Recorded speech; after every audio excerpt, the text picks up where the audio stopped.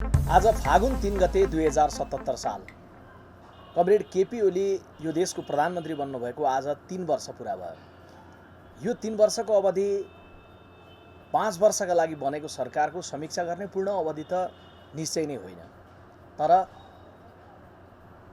जुन प्रकारको गतिविधि सरकारबाट प्रस्तुत भएको छ र सरकार आफैले संसदलाई विघटन गरेर जुन प्रकारको चरित्र र व्यवहार प्रस्तुत गरेको छ, त्यस अर्थमा यो 3 वर्षको अवधिलाई उसको पूर्ण अवधिको ठुलो हिस्सा गुज्रिसकेको अवस्थामा यो सरकार आशा जगाउनलाई, यो सरकार नवीन विश्वास जगाउनलाई, यो सरकार आगामी दिनका लागि समृद्धिको नवीन सपनाहरू जगाउनका लागि असफल भएको सरकारको रूपमा स्मृति गर्नुपर्ने र विश्लेषण गर्नुपर्ने मोडमा छ।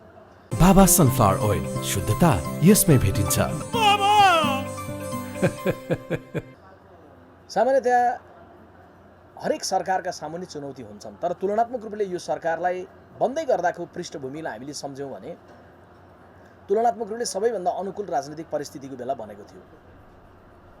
देशमा शान्ति स्थापना भएको, संविधान निर्माण भएको, 3वटा तहको निर्वाचन भएर 7वटा प्रदेश सरकार, 753 गाउँ नगर र 6000 भन्दा बढी वडाका सरकारहरू बने पछाडि एउटा अनुकूल परिस्थितिमा यो सरकार बनेको थियो।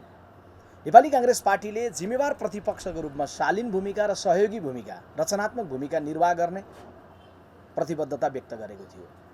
तर समयको, इतिहासकै सबैभन्दा सुन्दर समयको सदुपयोग गर्नलाई इतिहासमै सबैभन्दा अयोग्यता चाहिँ वर्तमान प्रधानमन्त्रीजीबाट प्रस्तुत भयो। एकातर्फ उहाँको व्यक्तिगत अयोग्यताले कार्य गर्यो, अर्कोतर्फ सैद्धान्तिक विरोधाभासले कार्य गर्यो। उहाँले शपथ खानुभएको थियो संसदीय व्यवस्थालाई बलियो बनाउने, तर उहाँको मनोविज्ञानमा संसदीय व्यवस्थाको पार्थिव शरीरमाथि सर्वहाराको अधिनायकवाद स्थापना गर्ने युवाकालीन शपथ थियो। त्यसैले त्यो जुन अन्तर्द्वन्द्व भयो, त्यो अन्तर्द्वन्द्वको परिणाममा यो देशले इतिहासका सुन्दर 3वटा वर्षहरूलाई खेर फालेको छ। तुलनात्मक रूपले केही कार्यहरू भए होला, केही कार्यहरू निश्चय नै सामान्य रूपमा हुने नै गर्दछन्, तर जुन अपेक्षा थियो, जुन गतिको अपेक्षा थियो, जुन अनुकूलता थियो, त्यो अनुकूलताको उपयोग गर्नबाट यो सरकार पुरै चुक्यो। त्यसैले यो सरकारको 3 वर्ष गुज्रिँदै गर्दा नेपाल कम्युनिस्ट पार्टीको सरकारको 3 वर्षको 3 उपहार दम्भ, द्वन्द्व र भ्रष्टाचार भनेर भन्नुपर्ने निष्कर्षमा हामी पुगेका छौँ। यो सरकारले यही दम्भलाई, द्वन्द्वलाई र भ्रष्टाचारलाई केन्द्रमा राखेर कर्म गर्दै गर्दा यो 3 वर्षको सन्दर्भमा लामो फेयरिस्टमा त्यहाँ बाटो बन्यो यति, त्यहाँ बिजुली निक्लियो यति भनेर भनिरहने खालको अवस्था सरकारले भन्ला, तर ती अलि अगाडिदेखि हुँदै आएका कर्महरूको पूर्णता मात्रै, ती कर्महरूको निरन्तरता मात्रै हो। कुनै नवीन छलाङ, नवीन सम्भावनाको खुला गरेको, ढोका खोलेको अवस्थामा बिल्कुलै छैन। यदि यो सरकारलाई संविधानको कार्यान्वयनको कोणबाट हेऱ्यौँ, संविधानका प्रतिको अपनत्वको दायरा विस्तारको कोणबाट हेऱ्यौँ भने निराशा प्राप्त हुन्छ। संविधानका प्रति अपनत्वको दायरा विस्तार गर्न मधेसमा, दलितमा, जनजातिले, महिलाले उठाएका कैयौँ विषयहरू थिए जसलाई सम्बोधन गरेर यसका प्रति अपनत्वको दायरा विस्तार गर्ने सम्भावना थियो, त्यसलाई उपयोग यो सरकारले गर्न सकेन। सङ्घीयतालाई जगेर्ना गर्ने कोणबाट हेऱ्यौँ भने त्यसमा पनि निराशा हात लाग्छ। 7वटा प्रदेश सरकारहरूले केन्द्र सरकारसँग द्वन्द्व गर्नु पर्यो। हामीले आसन पायौँ, शासन पायौँ, अधिकार पाएनौँ भन्ने अवस्था भयो, बजेट पाएनौँ भन्ने अवस्था भयो, कर्मचारी पाएनौँ भन्ने अवस्था भयो। प्रदेश सरकारहरूले नामाकरण गर्न नसक्दै गर्दाखेरि केन्द्र सरकारको कुनै सहजीकरणको भूमिका रहेन। बरु सङ्घीयतालाई कमजोर बनाउने गरी शक्ति प्रधानमन्त्रीको कार्यालयमा केन्द्रीकृत गर्ने कर्म यसबीचमा भयो। सुशासनको कोणबाट हेर्ने हो भने सुशासन बार मोडमा उल्लङ्घन गरिएका घटनाहरू भएका छन्। आर्थिक अनुशासन उल्लङ्घन भएका छन्। मन्त्री परिषदमा सहभागी रहेका मन्त्रीहरू स्वयं भ्रष्टाचारमा संलग्न भएका टेलिफोनका विवरणहरू बाहिर आएका छन्। कोरोनाको बेलामा नागरिकको जीवन रक्षा गर्नलाई केन्द्रित हुनुपर्ने सरकार कोरोनाको बेलामा स्वास्थ्य सामग्रीमासम्म भ्रष्टाचार गरेको विवरण सार्वजनिक रूपमा आएका छन्। यदि यो सरकारलाई विश्लेषण गर्दै गर्दा शान्ति सुरक्षाको कोणबाट गर्ने हो भने शान्ति सुरक्षा स्थापित अघिल्लो समयमा भन्दा पछिल्लो समयमा जुन प्रभावकारी ढङ्गले हुनुपर्थ्यो त्यो हुन नसकेको विवरणहरू आएका छन्। हजारौँ बलात्कार भएका घटनाहरू, महिला हिंसाका हजारौँ घटनाहरू, अनेकौँ व्यथितिका घटनाहरू यसबीचमा भएका छन्।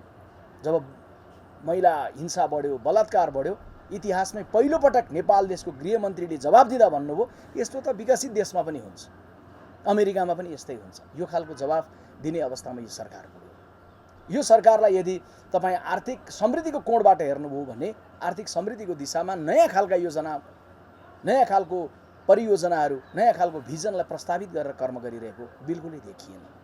अघिल्लो पालामा भएका कति कामहरू अवरुद्ध हुन पुग्यो। बुढी गण्डकी परियोजना हामी आफै बनाउने भनेर अघिल्लो सरकारले सुरुवात गर्दै थियो, तर त्यसलाई एकाएक एउटा विवादास्पद चिनिया कम्पनीको हातमा सुम्पिने तारतम्य मिलाइयो। मेलम्चीको पानी काठमाडौँमा आइपुग्ने गरी 90% काम सकिएको थियो, तर यो सरकार आइसकेपछि सीएमसी नाम गरेको इटालियन ठेकेदार कम्पनी कमिसनको कारण फर्केर गयो। यो सरकार आइसके पछाडि जुन गतिमा ती कर्महरू हुनुपर्थ्यो हुन नसक्नु यो सरकारका बारेमा उठ्नुपर्ने प्रश्नको विषय हो। अन्तिममा आइपुग्दै गर्दा त यो सरकार संविधानको रक्षा गर्ने सवालमा पनि कमजोर बने मात्रै होइन, नियतवश संविधानलाई कमजोर बनाउने, संविधानलाई विस्थापित गर्ने षड्यन्त्रमा लाग्यो। सरकारले केवल विधेयकहरू, मिडिया काउन्सिलका विधेयकहरू अथवा सूचना प्रविधि सम्बन्धी विधेयकहरू लिएर आउने प्रयत्न गरिरहेको थियो भन्ने मात्रै होइन, अहिले सामाजिक सञ्जाललाई व्यवस्थित गर्ने भन्ने नाममा अभिव्यक्ति स्वतन्त्रतालाई कुण्ठित गर्न खोजिरहेको छ भन्ने मात्रै होइन। यो सरकारले यो संविधानको धारामै नभएको, संविधानमा कहीँ उल्लेखै नभएको संसद विघटनको कर्म गर्नतर्फ पनि लाग्यो। संसद विघटन नहोस्, अस्थिरता नहोस् भनेर 4वटा प्रबन्ध यस बीचमा गरिएको थियो। 2 वर्षमा अविश्वासको प्रस्ताव ल्याउन नपाउने, एक। दोस्रो, अविश्वास प्रस्ताव ल्याइसके पछाडि विकल्पसहित ल्याउनु पर्ने। तेस्रो, अविश्वास प्रस्ताव ल्याएर पास या फेल भइसकेपछि फेरि 1 वर्ष ल्याउन नपाउने। र चौथो, संसदले विकल्प दिन सक्तासम्म संसद विघटन नहुने। यी सबै कुरालाई खण्डित गर्ने, विखण्डित गर्ने कुरामा वर्तमान प्रधानमन्त्री लाग्नुभयो। त्यस कारणले यो 3 वर्ष बिर्सिनु पर्ने एउटा अध्यायको रूपमा नेपालको इतिहासमा भविष्यमा स्मृति गरिनेछ, दुःखद अध्यायको रूपमा स्मृति गरिनेछ।